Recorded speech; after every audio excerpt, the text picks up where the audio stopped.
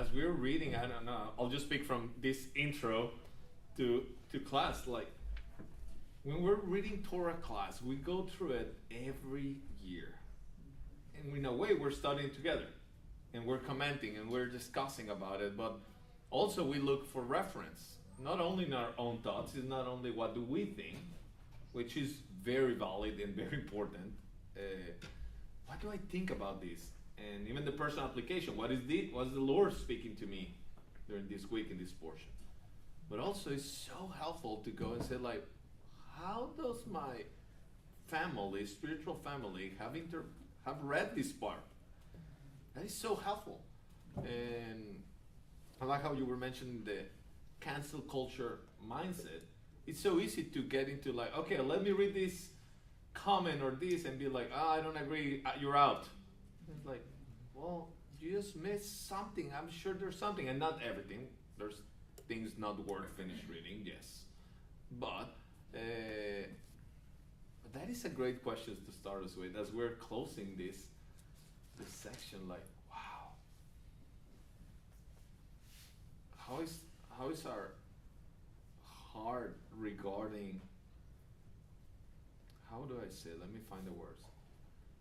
How is my heart relating to be humble to listen? This applies in every area of our life. How good of a listener are we? There's a reason, even in the physical, we got 2 ears and 1 mouth. That said something. Right? What did you say, 2 ears and what? 1 mouth. So we get, at least physically, we ears. Yeah. We ought to speak half of what we listen. That will be a good application. But, well, let's start with Deuteronomy. We're almost done. We only got 1 chapter. And this year, I got 2 portions that I did the last year.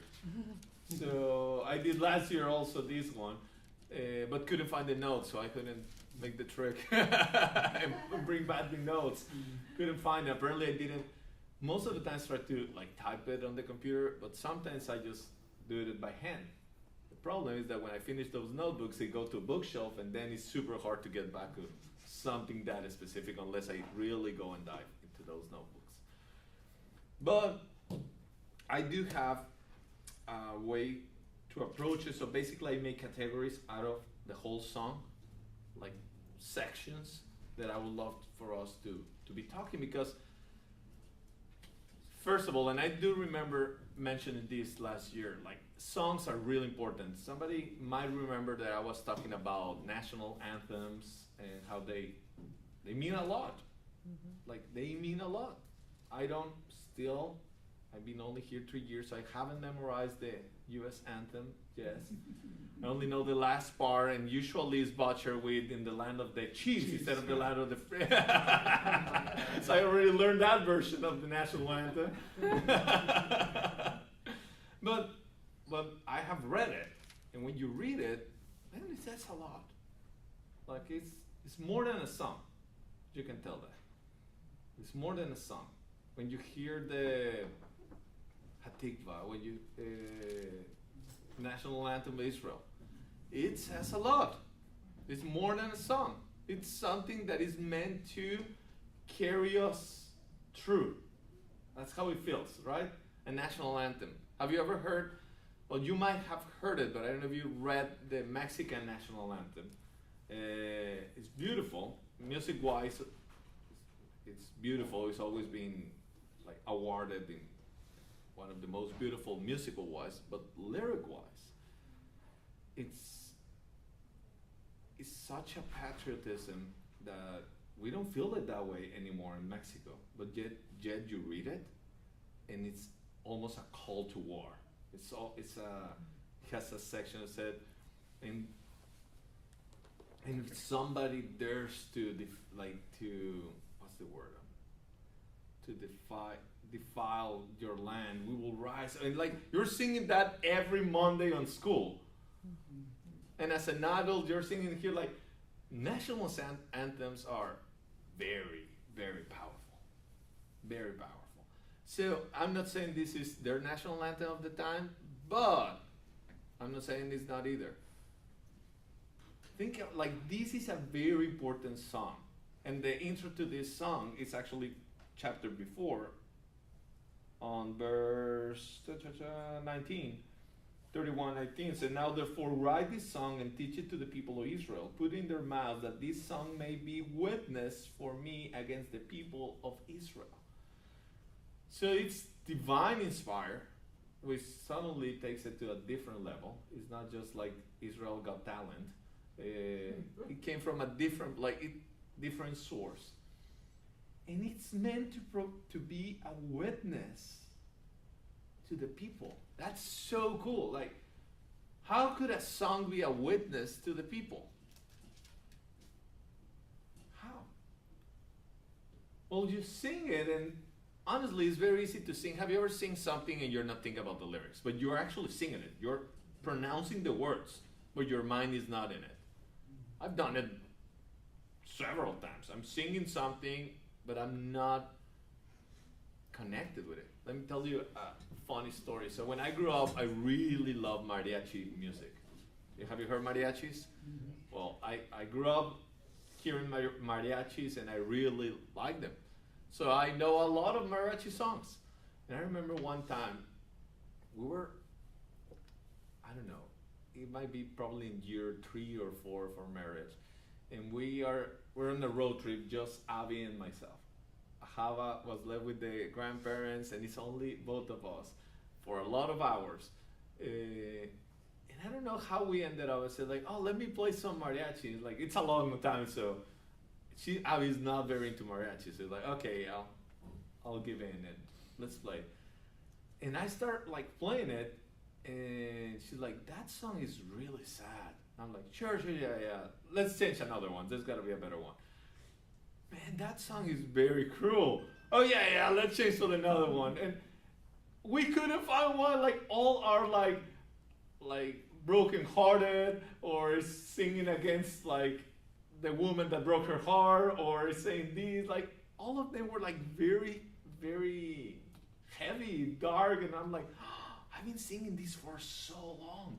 Like, it was kind of like an aha moment of, man, I've been singing these songs for so long. And that led to a full-on conversation of, it definitely has an impact on your soul. Even if you're not fully like agreeing, you keep singing and singing and singing, there's definitely some impact happening within you. I believe this happens the same with heavy metal, for example. I had a worker that he was a groom in our barn, and young guy, 14, 15 years old, and he listened all day long heavy metal. Or like, he had one earplug, and like all day long he was like, da, da, da, da, da, da, da. Of course, one time I remember he called me and was like crying. It's like, oh, I had this apparition here and there and all this. And it's like, literally and I'm gonna go into details, but the room he was staying, he saw kind of like he was being tormented by spirits, let's say it that way. And he was freaking out, 15 years old, living by himself. And I was explaining, like, man, there's a connection in there. Like, these are not disconnected realities within what you're feeding every day.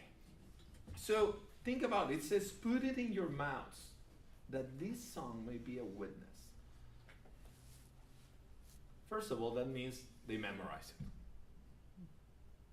So I'm not going to put that task because I'm not very good at memorizing. But you mind memorizing chapter 32? Could it be possible? It is possible. You memorize it. Honestly, it's a really, really, really good song to memorize. Because it will deal with so many themes that are necessary.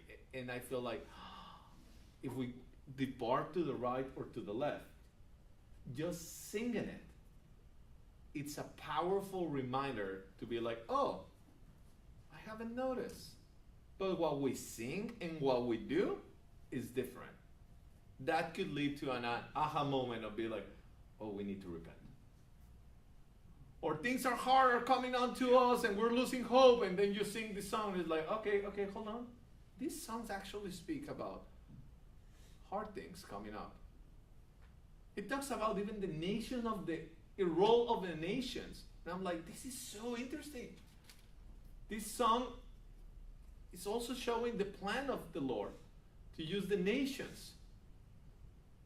So let's dive into it. I'll be making some categories for it, and I would love for us to discuss those categories. What do we see? So verse 3 verses is just the intro. It says, "Give ear, O heavens, and I will speak, and let the earth hear the words of my mouth." Talking about heaven and earth. "May my teaching drop as the rain, my speech distill as the dew, like gentle rain upon the tender grass, and like showers upon the herb. For I will proclaim the name of the Lord, ascribe greatness to our God."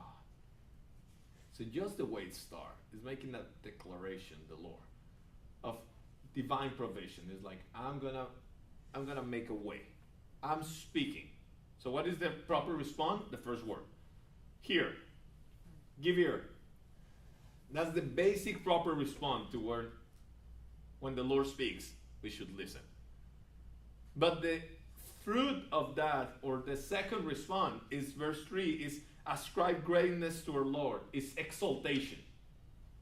So it starts by giving ear, recognizing it's reverence, understanding there's something higher, bigger, more powerful. It's just that position of, I am not creator, I am creature. You know, that's a powerful virtue. To recognize constantly, I'm not creator, I'm creature. And that is very powerful. So it starts by just, boom, this declaration of divine provision. I will put my teaching out. This reminds me the verse that says, like, I'm not gonna put it so difficult that you have to say, who can get it for us? Or how can we achieve it? Like rain, like dew in the morning. How difficult it is to get all the field wet. For the Lord is very simple. Every morning you go in the morning when you're camping and it's wet. It's beautiful. It's like He is bringing forth kind of like this water from below and from above. He is surrounding us with His teaching. And that's, honestly, that's already a very important thing to be talking about. Like, He has spoken to His creatures. He has spoken to all of us. And to even those who said, like, no, there's no God, He has spoken. His teaching is available. His words are available. But then it starts with verse 4 to 6 with a contrast. And just to know, we're going to start with the rock. And this word, this name, is going to be repeated constantly. The rock, the rock, the rock, the rock. And I love it. And at the same time, I got to be honest, I need to work hard not to think about the rock. John, what's the name of that guy? John, Dwayne big guy, Johnson. Dwayne Johnson. But the rock is going to be constantly. And let's read it. It says, the rock, His work is perfect. For all His ways are justice. A God of faithfulness and without iniquity. Just and upright He is. That's quite a statement. He's revealing Himself. He's speaking. And He starts by revealing Himself. Who is He? The rock. I love He says the rock and then says God. So apparently the rock is God. And describing He works perfect. Everything He does, He works perfect. That's a heavy statement. Have we ever thought like, oh, I think the Lord missed it on here. Oh, He forgot this detail. But sometimes arguments can sound like that, like, oh, kind of like counseling God. No, he did not make a mistake by designing men or women, for example.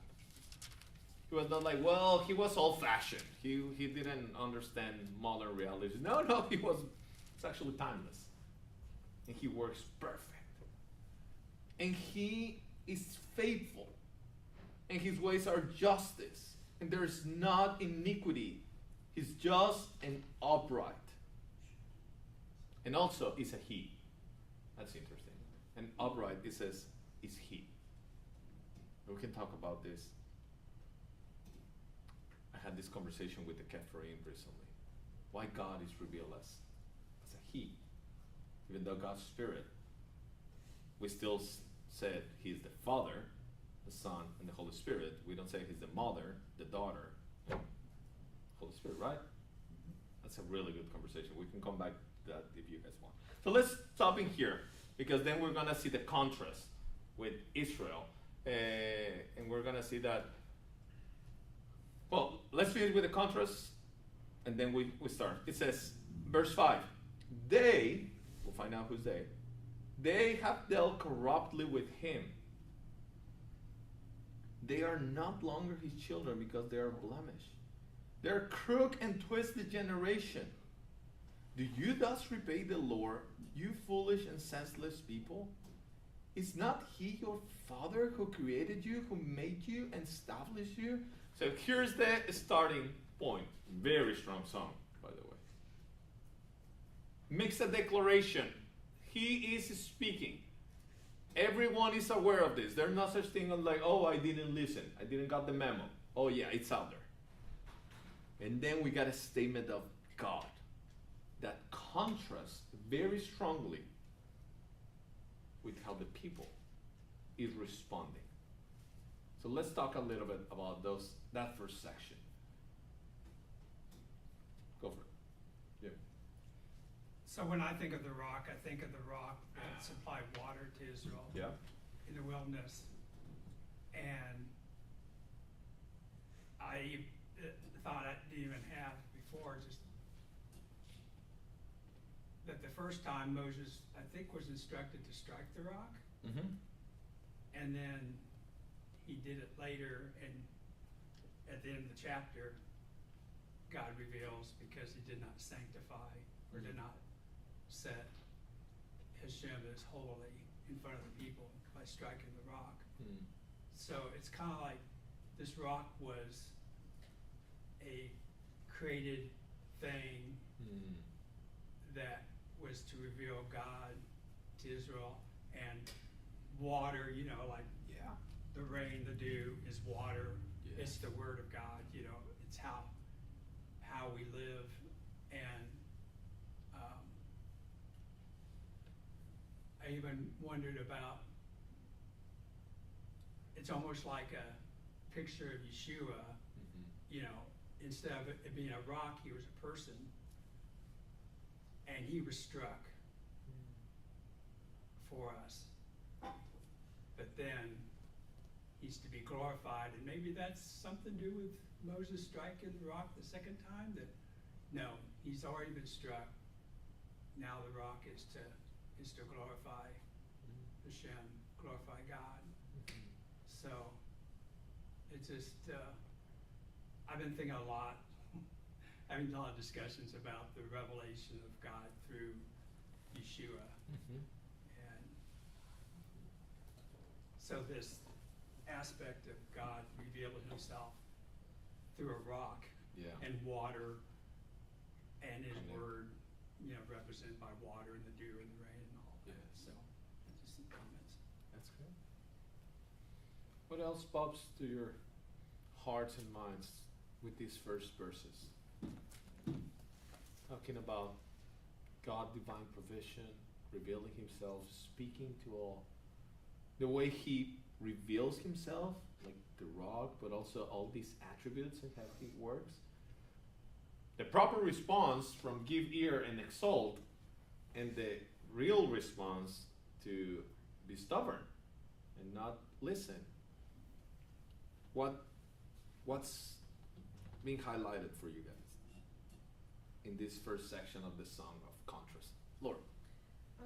Well, with the give ear, I mean, it makes me think of the Shema, hear and Yeah. obey. But I think for me, one of the things I kind of sat in on this had the earth hears the words out of Adonai's mouth, and when we're talking about the rain, the dew, like you'd mentioned, that rain, that dew, and I basically am thinking about this because I just recently planted grass, and it was very successful. Yeah. But I watered every morning, to bring forth, first you see the essence of it caused life, but then if you don't keep watering it, it doesn't grow, it dies, Yes. right? So the fact that there's so many levels of the rain, the dew, the new, Yes. I think it's very much speaking about how that word, it causes life, and then from that life you get growth. Yes. And so to me, it's like that very first thing of listen to this word, listen, obey this word, because it's going to give you life, Yes. and it's going to cause you to grow, which is what they want to do Right. in the new land, right? I agree. What you're saying reminds me of Psalm 1. Mm-hmm. Like in this connection always of water, or even Revelations, or Garden of Eden, like you got this river of life, and that provides life, and those who are planted next to the river, their leaves never wither, and it's like a everlasting life. Like be in the river, get close to the water. Sir. Just to elaborate on what Yes. Lori said, I planted the same seed this spring and it all died. Just saying. Well, that happens. That happens. That happens. Some put the seed, some put the water, but it's God who gives the growth. So. Due diligence. Yeah, it's hard. Yeah, I went through a fullback also that I see nothing. I'm like, I need to learn more about this stuff. But that rain and water theme is so huge. It's huge. To Israel, like It's huge. when it rains, the blessings of the Lord is coming, and they knew that during times of drought, let's take a look at what's going on in our lives, because we're not getting watered, we're not So seeing the interesting. growth. And so that's kind of that, it was such a huge part of when they had to, I'll bring rain in the spring, or later so, rain. Yeah, so the rain theme is really Come on. huge, having to do with the blessings of the Lord, and drought having to possibly do with judgments from the Lord. Wow. And That- he moved his people by that too, right? You're just triggering a big conversation in my head of, think about most pagan religions or traditions or practices have some connection with rain in that realm. Like no rain, judgment. Rain, blessing. Like they have that understanding, even if it's attributed to some small g God. But there's a reality of provision, of divine provision, that is linked to worship, to proper worship. That's so interesting. Yes. Well, this is reminding me too, actually, I think one of the last messages you gave Uh-huh. in the service, you were really bringing out the connection between earth and heaven. They're not separate. Yes. I mean, they are, but They're distinct, but they're connected. interconnected. Yeah. And all the lessons that the Lord literally Right. all around us about the earth, everything about it, of creation. It's everything. It's Teaching us. speaking constantly. Like what you're saying, like the water. We need water not just to grow, otherwise we will be sprouts all our lives. No, it's like, and you need more water to keep growing, and more water to keep growing. Like we depend on water. It's so very unique. And it's even connecting since we're heading to Sukkot. The drawing of the water, that big feast, that it was like the feast of feasts. And then Yeshua standing and said, like, come to me, those who are thirsty. And rivers of living water will come out of inside of you. That's crazy. That's like, whoa, that's a new geography. Living water's coming. So the theme of water and God, it's heavy. Hold on. And it's a wonderful illustration of how, excuse me, the Lord has made things so simple and so clear, and yet such a complex creation. You can go as deep as you want to go Right. in the beauty of the complexity, and yet the simplicity is right there. For the youngest child, the simplest mind, it's all so clear. And for the Lord to bring that up Yes. in, in this conclusion of the 5 Yes. books of the Torah. I love it. It's gonna be a great reminder every time it rains. It's as simple as that. It's very childlike, yet very profound. Very profound what he's saying. Like his provision, divine provision. We can reduce it to just like, oh, we got water. Oh no, you got a lot more than that. Because even on, I don't remember exactly where it is, but it says like it rains on good and bad. So another connection of water.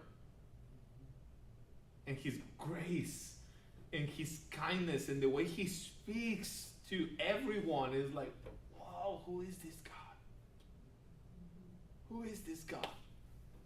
And that should be the response. Like, I think of Romans 1, like, who is this God? Even if you don't know a lot of details, the response should be like, who is like you? Where should be you?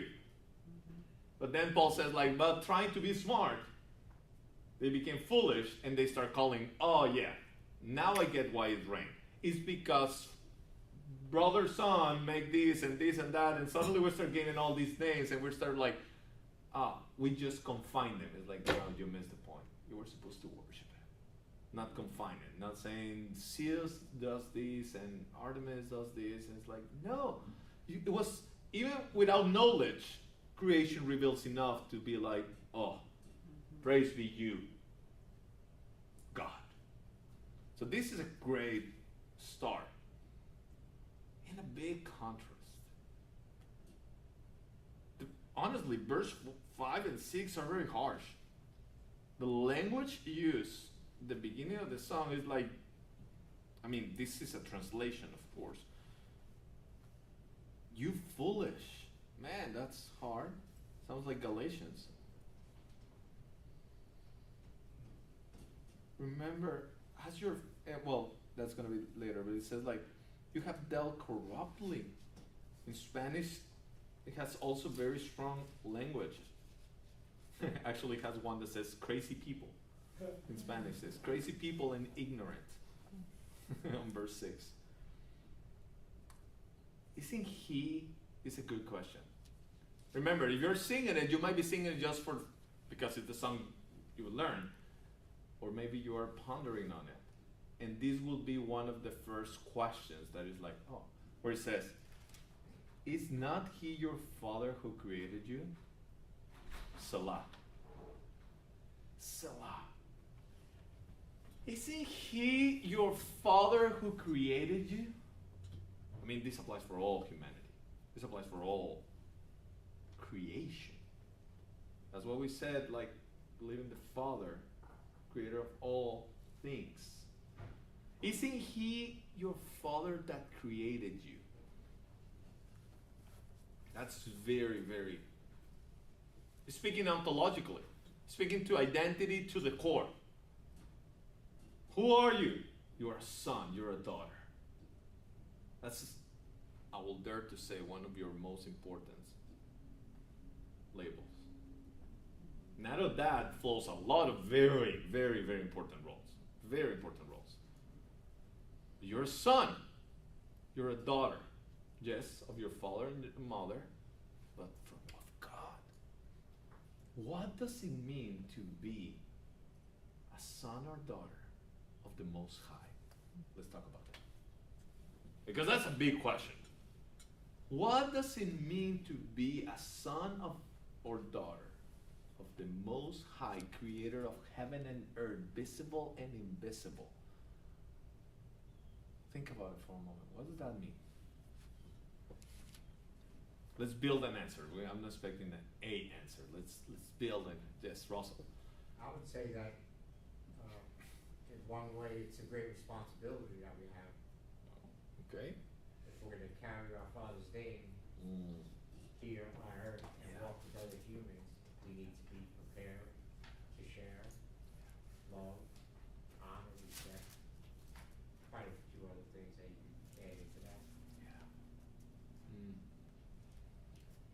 big responsibility it is. What else, Nola? In the law, Mhm. the heirs are, you're heirs of his attributes, you're heirs of his Mhm. stuff. Mm-hmm. There's the inheritance. It's the inheritance part. There's a big inheritance. That would be a great question to meditate on. Like, what's my inheritance? And we follow that line of thought, we can even ask ourselves the next questions.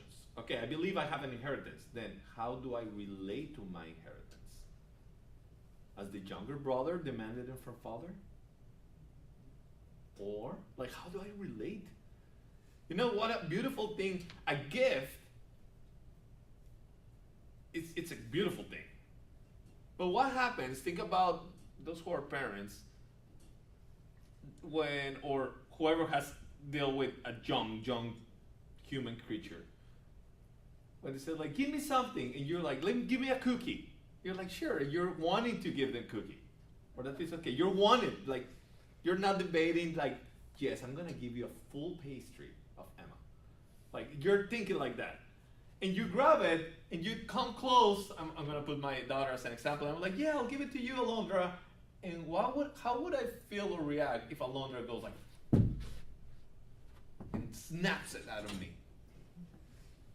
I'm like, hey, hold on. I wanna give it to you.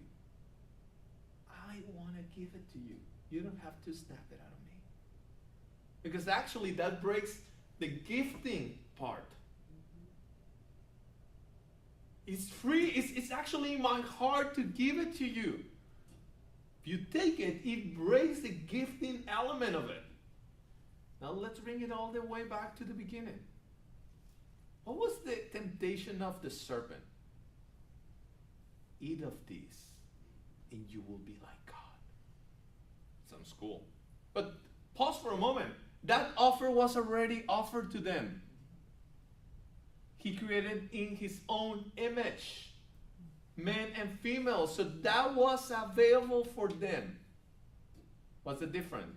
One is given, so you don't have control. The other one is trying to snatch it out of the Father's hand. That's very different. So how are we relating to Father? It requires a very childlike position of the heart to be able to receive, right? You remember receiving a gift and you're like, want it? Or more for reflection, have you ever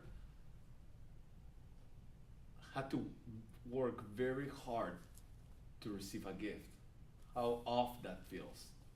Like you're trying to almost manipulate your parents or your spouse or something in order to get something. Like we can do that sometimes. We can like find our way to be like, but it feels weird, right? Why? Because it loses that freeness, like that.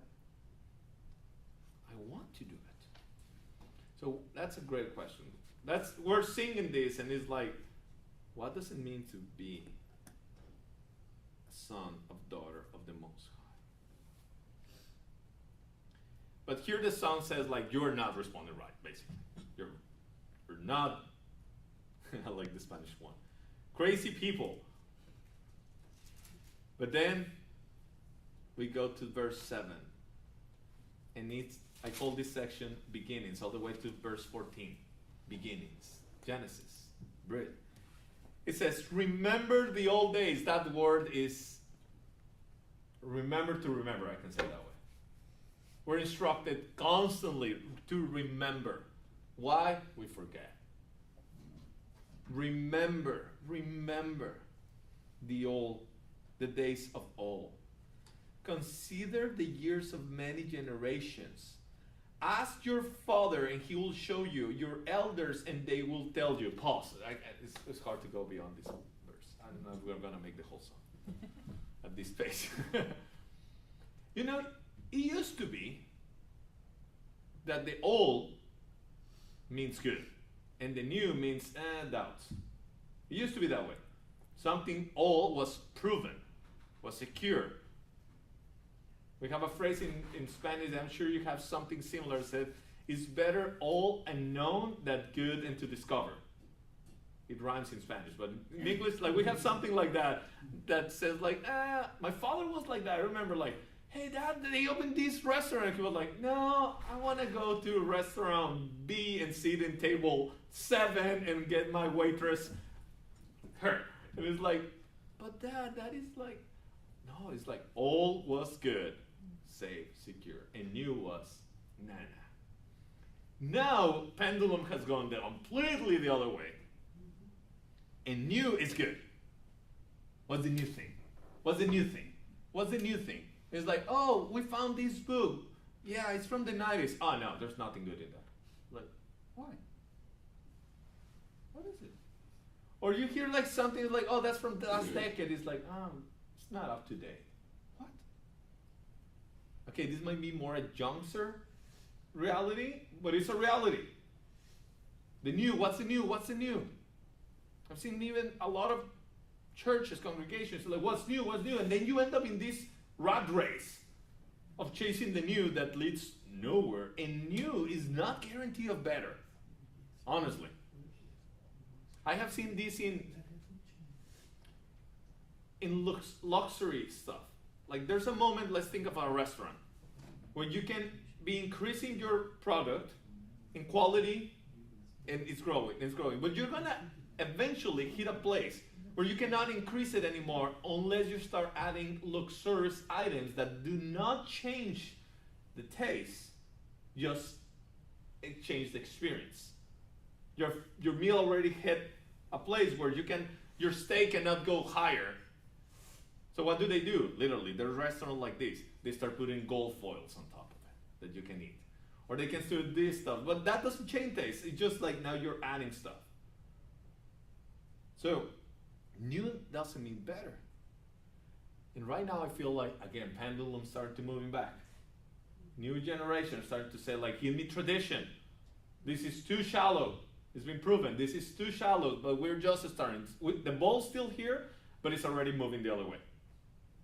It's too shallow. It's too insecure. It's too like new. It doesn't work. But this verse, I love it. It should be a very good chorus. Remember the days of old. I think it's Jeremiah who says, remember the old roads? Somebody I need. You guys are the smart ones in here. Come on. Remember the old ways, the old roads, something like that. It's a verse. The ancient paths. It's something like that. It's like pause and be humble enough to recognize that your generation cannot figure everything out. Ooh, that's already a thing. Are you talking about Jeremiah 6? Something. Stand My by the memory roads is and very walk by the fragmented. I ancient think to paths remember. Yes. Where the good way is, and walk in it and find rest for your soul. Isn't that similar to this song? Like almost parallel. Remember the days of old, as your fathers, and then Jeremiah is like, pause. He's in a cry out. He's saying like, return, Teshuvah, like stop. But we don't know the way. It sounds like Isaiah 59. You want justice, but you don't know how to find it. You want freedom, you want this, but you don't know where it is.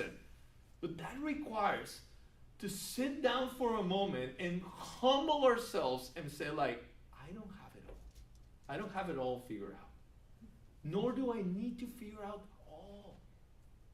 That's such a heavy weight. I mean, such a heavy weight. I see it with my own generation, young parents trying to figure out because it's like, oh, my parents missed it on this and that, so done. Now I need to figure out parenthood from zero. Man, that's a burden that no young couple should carry. Nor they can. Nor we can. To figure out everything in parenthood. Sure, reflect, change those things that were not very good, like, but you cannot just disregard past. No, like, were you? What it boils down to is humility versus pride. Heavy. And so much of what we're observing here is arrogance. I mean, arrogance, pride, versus humility, willing to accept what the Lord is providing. Pride is such an awful vice. There's that phrase, you don't have to reinvent the wheel. You have to reinvent the wheel. Yeah. Um, Yeah. And I'm all for that. I'm all finding out what is good, what's tested, like you said. And there's so Why not much, start from the beginning. and there's so much wisdom in the practical language. Like even ranchers, if you have been around a ranch, probably you heard that phrase that somebody told you: if you see a fence open, leave it open. If you see a fence closed, leave it closed. Like trust the one that was behind. Like you don't run the ranch, so whatever you see, leave it there. And there's another phrase that says, don't knock down a fence before asking why it was built there for the first place. That was a very ranch phrase that is like, ask questions. Don't just go like, oh, I'm going to reform the whole thing. And like, hold on. Ask.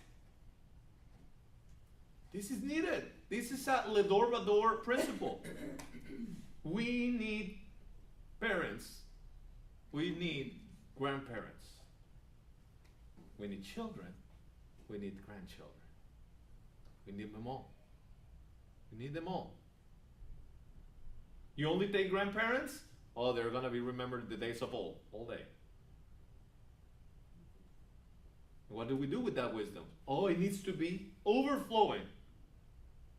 But also, young generations have all the energy, resources, and willingness, and desire, and passion, but lack of wisdom, right? We need each other. And we need a lot of grace to be able to listen. When you think about Joshua entering the land, soon after this, right? Moses gone, Joshua takes over, they cross, they prepare, they enter Jericho, they take Jericho, and it's only, I don't know, at one time I did the counting, but it's not that many chapters after that they go south. Not geographically, but they miss it, right? You know one thing that was very hard? They lost a whole generation. So when they came into the promised land, what they were missing? Grandparents. And that's a big hole in a culture. It's a huge hole in a culture. We need grandparents. I love the role. I love that Paul, inspired by the Lord, put it there on Timothy and praises mother and grandmother. Leonida, I don't remember her names, but praises, like remember the faith of your mother and grandmother that was transmitted to you. Like that is important. So that's the first kind of like wake up, remember, ask, be humble. And then it goes to the story when the Most High gave to the nation their inheritance. This is very important. When he divided mankind, he fixed the borders of the peoples according to the numbers of the Son of God. Oh, we can go so many places with this verse. But the Lord's portion is his people Jacob, his allotted heritage. Man, this is so foundational to understand Israel and the nations. So let me put it this way, was Babel, was the spread of the nations in Babel or Babel? How do you pronounce it in English? Babel. Okay. Was that a judgment? I mean, it's definitely a judgment. So let me try to find the point that I'm trying to get, and I'm not finding the words, is like, so the nations are a result of judgment, so therefore like a thing, or was that God's plan? Yes. That's a great response. That's a great response. So I sat down with somebody here in KC that brought that question and said like, but think about it. The nations came from Babel and they were a judgment, so that's not a good thing. Eventually those kind of like, he was arguing for no distinction. Like eventually like, humanity is the goal, like humanity. And he was claiming it out of Babel. Like, see, that's a necessary wrong, let's say it that way. How do you guys see it?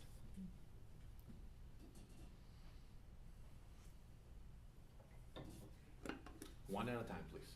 I think that part of the beauty of like the nations is that it expresses different parts of who God is and his character. Love it. Yeah. And like that, I mean, we know that biblically distinction is like a thing of value, but also like God has distinction, like even in the Trinity and even in the way he creates in the like what we see around the throne room. Come on. So I think it's like an intentional reflection of his different parts of him. Come on. Yes. I mean, go back and see nature. He created one flower. I keep discovering. One bird. Oh, there's so much diversity. Did it came out of judgment? Oh yeah, it's very evident. I mean, just read the passage. But it was not a judgment until like, okay, well, let's deal now with plan B that is a very bad scenario. It's actually just propelling and fast forwarding something that he was commanded, like be fruitful, multiply, and fill the earth. So in a way, in Babel, it's like, oh, we want to go up, and we don't want to go. We actually want to reunite and go to the heavens. And it's like, no, I told you to spread out. It's like, now go do it. And now you don't understand each other, so suddenly we now to form all these first 70 nations. But one thing I like is, yes, you don't see that at the beginning. So that's an interesting point to see. The beginning, we have humanity. All the way to Babel, we have humanity. And on to that point, we have the nations as this kind of distribution. But there are changes that have happened in the history of the world that even though they came through a very different reasons, they remain. And let me make an argument. When Yeshua was glorified, he got a body, but he kept one thing that is very unique. What is it? Do you remember? What does he tell Thomas? His wounds. His wounds. His wounds part of like, he kept wounds and that means that he's going to keep them forever. Think about it for a moment. Wounds are not part of the perfect design of body. Yet he kept his wounds. Why? Why? Evidence. Evidence. And there's got to be a beauty and a worship, and there's something, so nations will gather and we will be able to be on the age to come and be like, we're going to be fascinated to hear the witnesses and testimony of how Japan got saved by the Lord. And how the Egyptians got saved from the Lord, Mongolians and Mexicans and people from United States. Like, what's this story? Like, it's a beautiful mark to preserve for the age to come. I just was going to say, like, because you mentioned that we only see, like, humanity in the garden, and I feel like a lot of times there's, like, this movement of, like, back to the garden. Like, people think, well, okay, if we're, like, if Jesus is coming and restoring things, like, if we didn't see it originally in the garden, it's not going to be like that.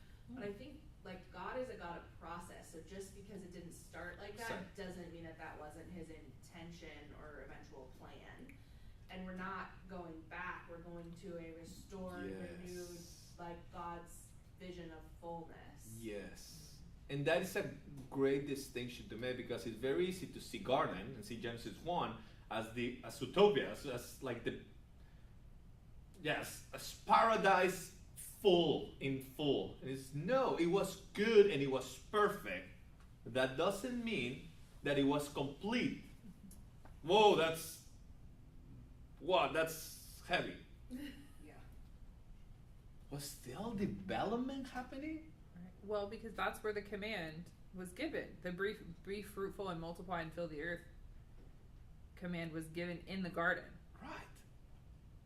So there's a lot to fill. I mean, just remember, the whole planet is not Garden of Eden.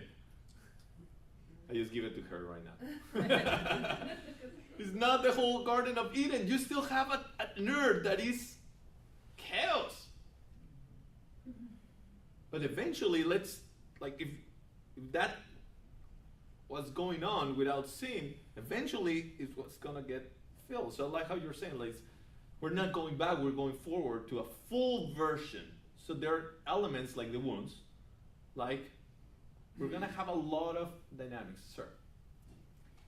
I've got 3 friends that don't know each other, and they're all telling me about this book, The Unseen Realm. Mm-hmm. Have you heard of it? That's why I'd say when I read verse 8, I was like, there's high possibilities that we're gonna enter Might the be unsealed my realm. book, yeah. Like verse 8, I'm immediately, that's what I meant Yeah. between lines. So my little understanding of what they told me is that this is like High Sarah. God has Yes. assigned angels, messengers, whatever, Mm-hmm. to the different nations, Yes. but he personally is taking care of Israel. Mm-hmm. And that could be viewed as good or like, well, they need more attention, so the teacher is going to keep a good eye on them. So, and I think there's an element that these messengers rebelled, and Yeah. then therefore that's why Exactly. these nations do evil and such. Yeah. And so in this restored garden, they're banished, I guess, and all nations are God's portion. Yes. I don't know. That's So- kind of what I got from so what let's- I've heard. I'll bring Paul into the conversation and then we enter a little bit, otherwise we'll never get out of there. So let's remember that Paul says that all families receive, come from the Lord. All nations. He's saying like this is a good, that could be like this is a good thing. I think it's Ephesians. I'm pretty sure it's Ephesians 3 or something like that. Like, bless the Father in whom all families of the earth receive their name. I think it's Ephesians 3. And there's another part that we read just on, Rich read it on the last sermon on Yom Kippur, where it's like he distributed, he gave to the nations. So yes, families is in the heart of the Lord, and nations is in the heart of God. That being said, what Heiser, the way he gets into details is where it gets complicated. I like his book. It helped me. Going back to the first conversation, I read it and I would recommend reading it. You do recommend. But watch out with bones. Like make sure eat the fish, drop the bones, and use discernment. Like any book that you will read. But it helped me think a lot of different ways. Like it's one of those that, man, it's not A or B. Like he's just throwing option M suddenly. So like, whoa, I don't have a response for option M. Like that's way too outside of. So it was good. And I like, for example, there's an historian called Paula Fredrickson. And the way she, and many relate to historical paganism, even all the way to the apostles' times, that was a reality for people. People understood geography, ethnos, to be connected with gods. Like that was a reality. Like this piece, like we use modern terms, like Mexico has its gods, and Brazil has its gods, and like it's territorial, and it's connected all the way to 3rd century. This was a reality, and there's even an argument that that's why a lot of persecution happened for Christians.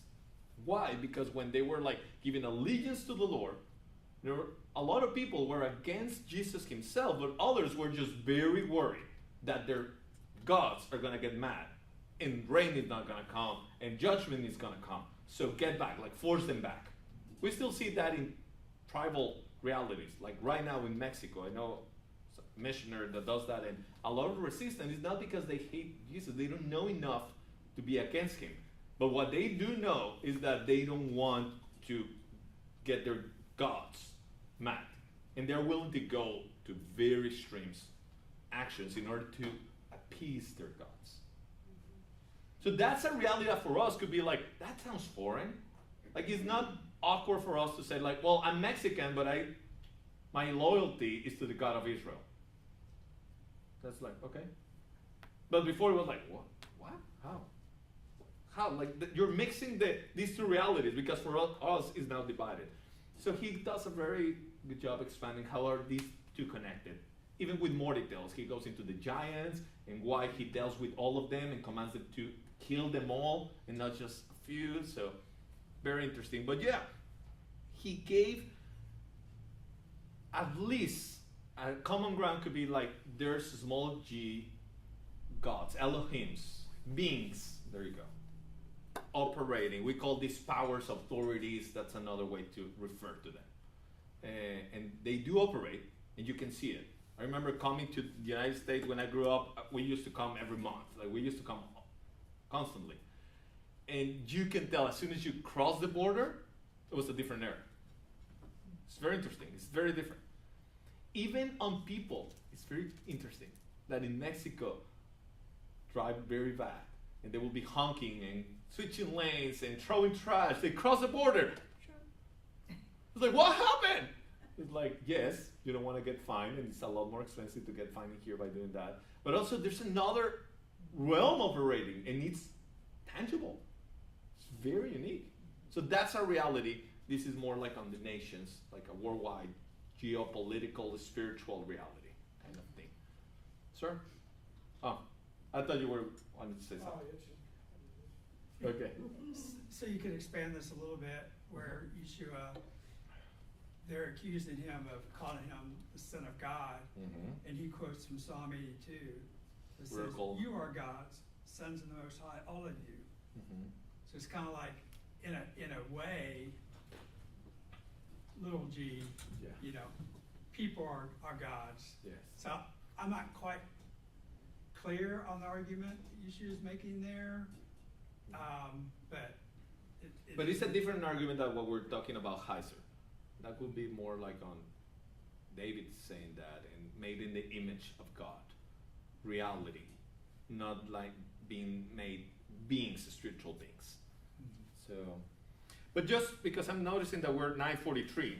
So basically, he created them.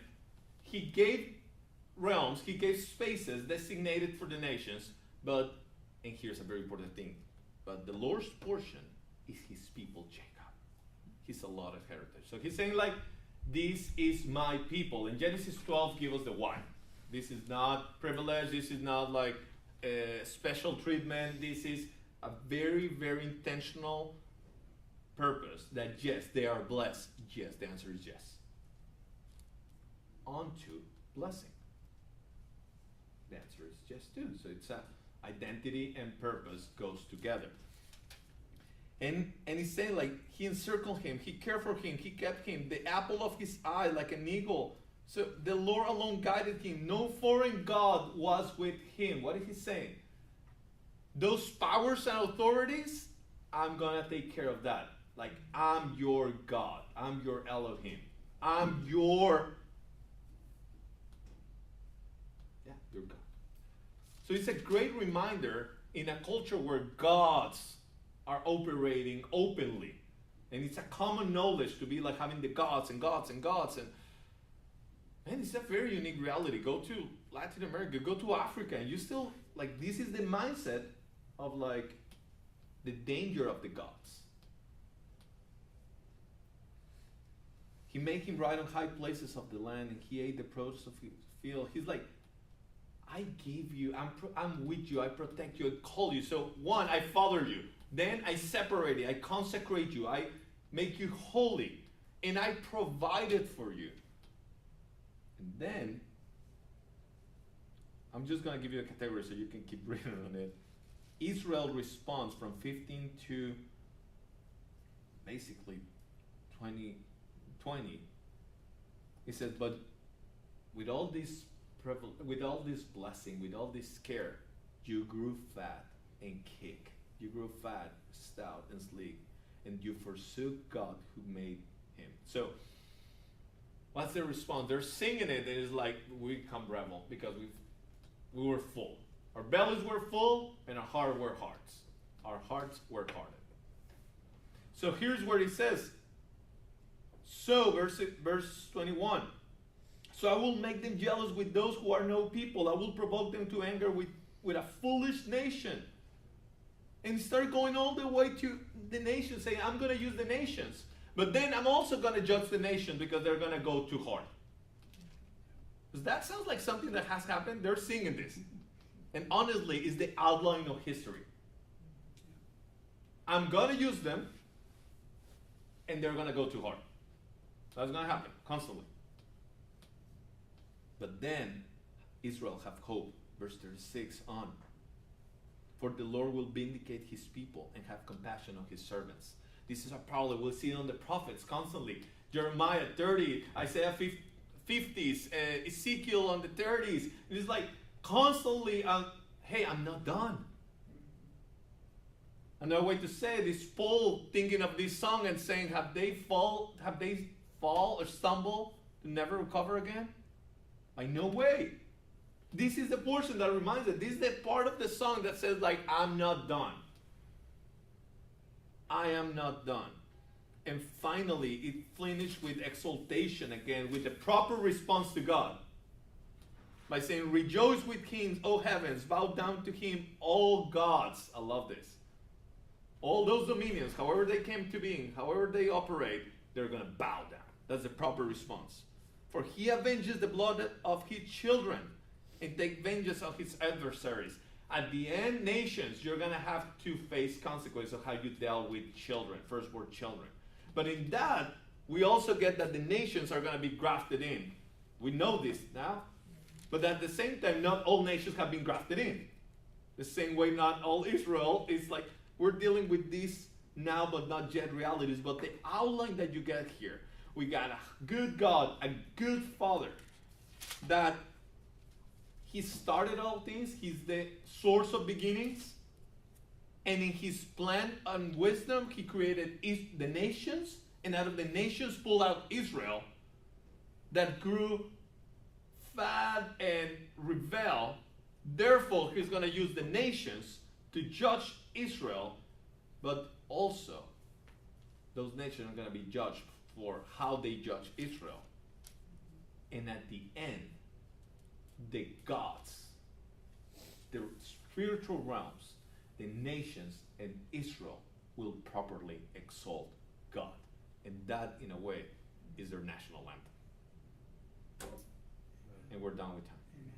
Amen. Shabbat shalom.